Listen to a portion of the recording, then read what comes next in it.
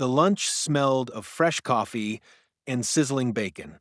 The kind of scent that reminded Elijah Turner of his younger days when he would sit in little roadside cafes with his comrades after long marches.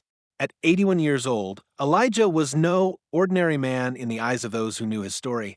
He was a veteran who had fought in 2 wars, carried scars both visible and hidden, and lived his life with quiet dignity. The years had bent his back, but not his spirit. He still walked every morning with his cane tapping gently against the sidewalk, greeting neighbors with a nod, and always carrying himself with the posture of someone who once wore a uniform with pride. That morning, he had chosen to have lunch at a small, family-owned diner on the corner of Jefferson Avenue, a place he liked because it reminded him of a time when meals were simple, people were polite, and conversations mattered. The lunch crowd was modest. A few truck drivers sat near the counter. 2 mothers with children filled a booth in the corner. Elijah slid into his usual seat, a booth by the window, where he could watch the street outside. He ordered his usual, a cup of black coffee, chicken soup, and a slice of cornbread. For Elijah, meals weren't about indulgence, but about routine and memory. He liked the consistency, the comfort of knowing the same waitress would greet him with a smile, and the food would always taste like home. As he stirred his coffee absent-mindedly, Elijah found his mind drifting back to the days when he had worn his uniform overseas. He remembered the blistering heat of Vietnam, the metallic scent of gunfire, the long nights when he wrote letters to his wife back home. He remembered the pride of returning to his country, only to face a nation divided, where respect for his service was often overshadowed by the color of his skin. And yet, through it all, he never lost his love for the country he had sworn to defend. That was Elijah's character, steadfast, patient, and deeply principled. It was during this moment of quiet reflection that 2 police officers entered the diner. Their arrival was marked by the sound of heavy boots and the rustle of their uniforms. They carried themselves with an air of authority, their badges catching the afternoon light. One was young, tall, and broad-shouldered, with a smirk that never seemed to leave his face. The other was older, with lines etched deeply across his forehead and eyes that darted sharply around the room. They sat a few tables away, ordering loudly and exchanging jokes that echoed uncomfortably through the diner. Elijah glanced at them only once, then returned his gaze to the window, unwilling to intrude. But trouble, as it often does, found its way uninvited. The younger officer noticed Elijah. Something about the way the old man carried himself, the upright shoulders, the careful dignity, seemed to bother him. Perhaps it was the quiet pride in Elijah's eyes, or perhaps it was nothing more than the color of his skin. The officer leaned over to his partner and muttered something. They both laughed. Moments later, they rose from their table and walked over to Elijah's booth. "Afternoon, old man," the younger officer said, his voice laced with mockery. "What are you doing here all by yourself? Don't you got family to eat with?" Elijah looked up slowly. His deep, weathered eyes studied the young man before him. He answered in a calm, steady tone, "Just having my lunch, son. That's all." The officer smirked. "Lunch, huh? You sure you paid for it? Don't want any troublemakers here." The older officer chuckled, clearly amused, though he didn't intervene. The waitress, sensing the tension, started toward the table, but Elijah raised a hand subtly to signal her not to worry. He had faced far worse than words in his life. Still, the veteran felt the heat of humiliation rising in his chest. "I served this country before you were even born," Elijah replied, his voice firm. "I've earned the right to sit here, in peace." The younger officer's smirk vanished. His pride, bruised by the old man's quiet defiance, shifted into anger. "Is that so?" he sneered. Then, in a moment that silenced the diner, he leaned forward and slapped Elijah across the face. The sound of palm against skin cracked through the room, startling everyone present. Elijah's coffee cup trembled on the table, spilling slightly onto the napkin. Gasps filled the diner. The mothers with children shielded their little ones' eyes. The waitress dropped her notepad in shock. The truck drivers rose halfway from their stools. their expressions caught between disbelief and outrage. The older officer shifted uncomfortably, realizing the line his partner had just crossed, but said nothing. Elijah did not retaliate. He sat still, his cheek burning, his eyes fixed steadily on the young officer. Decades of discipline held him in place. His mind flashed with images, not of the slap itself, but of other times when disrespect had been hurled at him like stones, back when he returned from war to a country that did not welcome him with parades, but with suspicion and disdain. He had endured then, and he endured now. But inside, something broke. It wasn't anger in the violent sense, but a deep sorrow that after giving his youth to defend a nation, he was still reduced, in the eyes of some, to nothing more than a target for cruelty. The diner owner, a middle-aged man who had known Elijah for years, stormed forward. "That's enough," he shouted at the officers. "You can't come in here and treat a customer like that, let alone a veteran. Get out before I call your chief." The younger officer smirked again, though his confidence wavered under the weight of the glare surrounding him. "Relax, it was just a joke," he muttered, backing away. But everyone knew it was no joke. It was an abuse of power, plain and simple. Elijah slowly reached for his cane and stood. His body trembled, not from weakness, but from the restraint it took to hold himself together. He nodded to the owner, to the waitress, to the other patrons whose faces reflected outrage and sympathy. Then, with as much dignity as he could muster, he left the diner. His cheek still stung, but the deeper wound was to his soul. By evening, the story had already begun to spread. Patrons had taken videos on their phones, and though Elijah had no interest in fame or spectacle, the truth had found its way online. Strangers debated the footage, anger building with each replay of the slap. For Elijah, the noise meant little. What mattered was the quiet knock on his door that night. Standing in the doorway was his daughter, Special Agent Maya Turner of the FBI, tall, poised, and fierce in her bearing. Maya was every bit the image of the strength her father had instilled in her since childhood. She had heard about the incident not from strangers, but from colleagues who recognized her father in the video. Her heart burned with rage when she saw the footage, but what shook her most was the sight of her father's face, calm, steady, enduring even humiliation with grace. "Daddy," she said softly, her voice breaking as she stepped inside. "Why didn't you call me?" Elijah looked at her with tired eyes and gave a faint smile. "Because, baby girl, I didn't want to bring you into this mess. You've got enough on your plate." Maya shook her head, tears brimming. "No, Daddy. This is my plate. This is what I do. They put their hands on you. They disrespected everything you've lived for, and they don't know who they're dealing with." Elijah sighed, resting his hand on hers. "Be careful, Maya. Don't let anger guide you. Justice must be done, but it must be done right." Maya nodded slowly, though her jaw was clenched. Inside her, the daughter's love and the agent's duty fused into a single purpose. She knew the next steps would not be easy, but she also knew one thing with absolute certainty.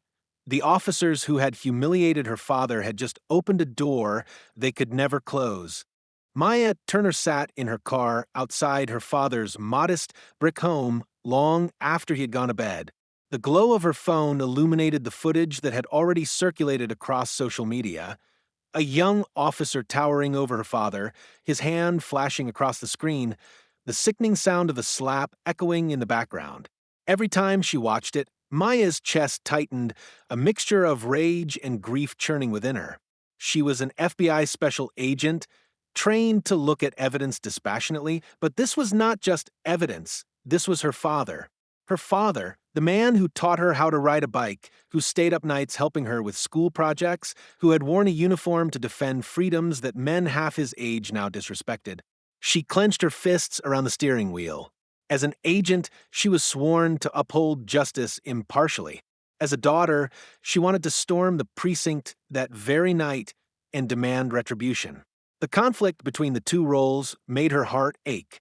She finally exhaled and started her car. This would not be a reckless pursuit. Her father's voice echoed in her memory. Justice must be done, but it must be done right. She owed it to him to follow the process, even if her emotions begged otherwise. The following morning, Maya, dressed not as a daughter but as an agent, the dark suit, the polished shoes, the badge clipped neatly to her belt, all were armor. She drove to the FBI field office where she met with her supervisor. Normally, cases of local police misconduct fell outside her immediate jurisdiction, but this was different. Multiple witnesses, digital evidence, and the clear abuse of authority made the matter one of civil rights. Her supervisor, a seasoned agent with a reputation for fairness, listened carefully. He studied the footage in silence before setting the phone down. Agent Turner, I need to ask if you can remain objective here. This is your father. Maya's eyes did not waver. Sir, my objectivity is intact. But my commitment is personal. What happened to my father isn't just a family issue, it's a violation of the oath those officers swore. If they can do this to him, what does that mean for the people without a voice, without evidence, without connections? The supervisor leaned back, thoughtful. All right, you'll have oversight, but I'm assigning you the lead. Make sure everything you do is by the book. With that, Maya officially began her investigation. Her first step was gathering testimony. She visited the diner, where the owner and staff welcomed her with open arms. The waitress who had served Elijah broke into tears as she described the humiliation she had witnessed. The truck drivers confirmed what the video already showed: an unprovoked assault. The mothers who had shielded their children recounted the fear that rippled through the room. Maya took each statement carefully, her recorder capturing every word. But the most difficult testimony came from her father himself. Sitting at his kitchen table, Elijah was reluctant at first. He did not want to be the center of scandal or spectacle. He had endured indignities before, and he had always chosen to rise above them. Daddy, Maya said softly, setting her hand over his, this isn't just about you. It's about what's right. They need to be held accountable, not only for your sake, but for every person they might harm in the future. Elijah's eyes softened. He nodded slowly, agreeing to give his statement. His words were simple, but powerful. He spoke not of anger, but of disappointment, not of revenge, but of dignity. As Maya recorded, she realized just how much strength her father carried, a strength that had shaped her into the agent she was. The next stage was confrontation. With the evidence in hand, Maya arranged a meeting with the local police chief. The precinct's walls were lined with photographs of officers in uniform, commendations in glass frames, and a large American flag hung proudly at the front. But beneath the surface of ceremony, Maya felt the tension. The chief, a heavy-set man with graying hair, greeted her stiffly. Agent Turner, I understand you're looking into an incident involving 2 of my officers. Yes, Maya replied evenly. I have video footage, multiple eyewitness accounts, and a statement from the victim, my father. Officer Miller assaulted him without cause, while Officer Daniels stood by. The chief shifted uncomfortably. Look, I'm not saying what happened was right, but maybe it was a misunderstanding. Miller's young, he can be hot-headed. I don't think he meant any real harm. Maya's eyes sharpened. Chief, let me be clear. A man in your uniform assaulted an elderly veteran in public. He used his badge as a shield for his own arrogance. That's not a misunderstanding. That's abuse of power, and it won't be swept under the rug. The room went silent. The chief leaned back, realizing he was facing not just an FBI agent, but a daughter who would not back down. What do you want, Agent Turner? He asked finally. I want immediate suspension of both officers pending investigation. I want full cooperation with federal oversight, and I want a public acknowledgement of wrongdoing. If you resist, this won't stay within these walls. The Department of Justice is already monitoring cases like this. You have a chance to show accountability, or you can let this department's name be dragged through the mud. The chief's face reddened, but he knew she was right. After a long pause, he nodded reluctantly. I'll authorize the suspensions, but you're making powerful enemies here. Maya stood, her expression resolute. I don't care about enemies. I care about justice. News of the suspension spread quickly. Community leaders rallied around Elijah, honoring him not just as a victim, but as a hero. Local veterans groups marched to the precinct, demanding accountability. The story became a symbol of something larger: the fight for respect, the demand for reform, the insistence that those who serve should never be demeaned by those sworn to protect. For Maya, the work continued. She filed her reports meticulously, ensuring every detail was airtight. She refused to let emotion compromise the investigation, even as her father's face lingered in her mind with every keystroke. The evidence was overwhelming. Officer Miller faced charges of assault and violation of civil rights. Officer Daniels was charged with dereliction of duty for failing to intervene. But justice is not swift, and Maya knew trials and hearings would take time. What mattered most in the immediate moment was the message that accountability was possible, that silence would not protect those who abused their power. On a quiet Sunday afternoon weeks later, Maya returned to the diner with her father. The staff greeted him warmly, ushering him to his old booth by the window. For the first time since the incident, Elijah sat there with ease. His cheek had long since healed, but the memory still lingered. As they ate, Maya watched her father with quiet admiration. He had faced humiliation with grace, and now he faced healing with the same dignity. "You did good, baby girl," Elijah said softly, breaking a piece of cornbread. "I only followed the truth," Maya replied. Elijah shook his head. "No, you followed your heart too, and that's what made the difference." Maya smiled faintly. She knew the road ahead was still long, for her, for the community, for the country. But in that moment, sitting across from her father in the place he loved most, she felt something rare: peace.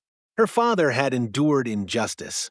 She had fought for justice, and together they had shown that dignity, once wounded, could rise stronger than before. The slap had been meant to humiliate. Instead, it had awakened a reckoning. And Maya Turner vowed, silently, that as long as she wore her badge, no one would ever strike her father or anyone like him without facing the weight of justice.